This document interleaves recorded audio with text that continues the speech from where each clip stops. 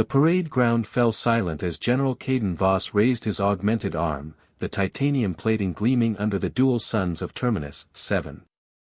5,000 soldiers stood at attention, their neural implants synced to witness what their commander promised would be an unforgettable demonstration. For 2 decades, Voss announced, his voice amplified across the compound, I have defended the outer colonies with this body. 63% mechanical. 0 defeats in combat. He flexed his fingers, servos whirring. The recruitment centers promise you'll become unstoppable. Today, I prove it. He gestured toward the line of volunteers who had stepped forward for the challenge. They were the best, decorated officers with their own augmentations, combat veterans with cybernetic enhancements that cost more than a starship. One by one, they had tried to break through his defense. One by one, they had failed. The crowd murmured as the final challenger approached. She was slight, almost fragile-looking in her standard-issue uniform. No visible augmentations. No cybernetic limbs. Lieutenant Maya Reeves had served for only 3 years, most of it in medical evacuation units. She wasn't special forces. She wasn't even combat infantry. Lieutenant, Voss said, unable to hide his amusement, are you certain? I've just bested Captain Thorne, and he has twice your muscle mass and military-grade bone reinforcement. Maya met his gaze without flinching. Permission to try, sir. Voss shrugged and assumed his stance, the same impenetrable guard that had withstood plasma rounds and fusion blades. When you're ready, Lieutenant. Show me what an unaugmented human can do. The soldiers leaned forward.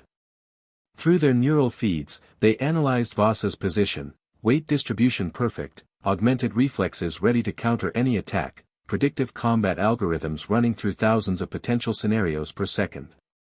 Maya moved. It wasn't the movement anyone expected. She didn't charge or telegraph a strike. She simply adjusted her footing, subtle as breathing, and stepped into range. Voss's combat systems screamed warnings. His arm moved to block, impossibly fast, enhanced beyond human capability. But Maya was already inside his guard, her body angled in a way that made his size and strength irrelevant. Her hand found his elbow at the precise moment his augmented limb was fully extended. The crack echoed across the parade ground. General Caden Voss, the man who had never fallen, dropped to his knees, his titanium-plated arm bent at an angle that made even hardened soldiers wince. Sparks flew from damaged servos. Warning lights blinked red along his neural interface. The silence stretched impossibly long. Maya stepped back, her expression neutral. Your augmentations make you predictable, sir. The combat algorithms follow optimal patterns. I just had to wait for you to commit to one. Voss stared up at her, pain and disbelief warring on his face. The medical team rushed forward, but he waved them off with his functioning arm.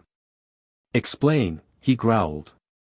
Before the war, I studied ancient martial arts, Maya said quietly. Systems developed before cybernetics, before enhancements. They were designed for humans to defeat stronger opponents, sometimes much stronger. She glanced at his damaged arm. Your augmentations made you powerful, General. But they also made you dependent. You forgot how to fight like a human. Voss looked at his ruined limb, then at the thousands of soldiers watching. His entire career had been built on the supremacy of augmentation, on the promise that machinery made them invincible. And a woman with nothing but flesh and bone had shattered that illusion in seconds. Slowly, painfully, he rose to his feet. When he spoke, his voice carried across the compound without artificial amplification. New training protocol, effective immediately.